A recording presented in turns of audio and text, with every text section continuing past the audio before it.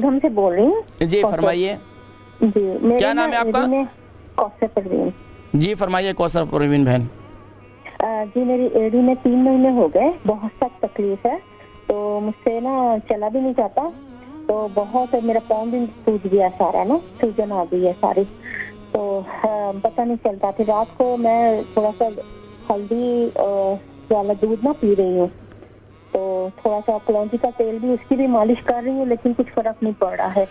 एड़ी में दर्द है आपके, कौन सी वाली एड़ी में, राइट में लेफ्ट में? ये राइट वाली एड़ी में। तो ये एड़ी में दर्द आपके जूता और या आपकी सैंडल इसकी वजह से तो नहीं है? नहीं, मैं तो थोड़ा सॉफ्ट वाली ही जो ना स्लीपर वही पहनती हूँ। आपकी तो बिल्कुल फ्लैट है वो? जी फ्लैट है। हाँ जी। हाँ बिल्कुल फ्लैट वाली ना पहने, आप ये चेंज अच्छा। करके देखें।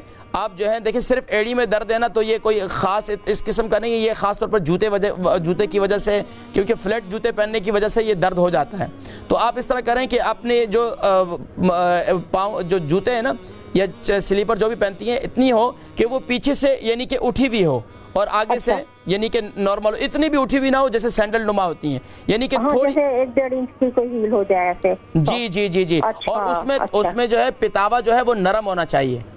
और यहाँ पर वो जेल नुमा मिलते हैं, वो अगर उसमें रख लें तो इंशाल्लाह आपको जो है उसमें इंशाल्लाह बेहतरी होगी। आपकी उम्र कितनी है? जी मैं 55।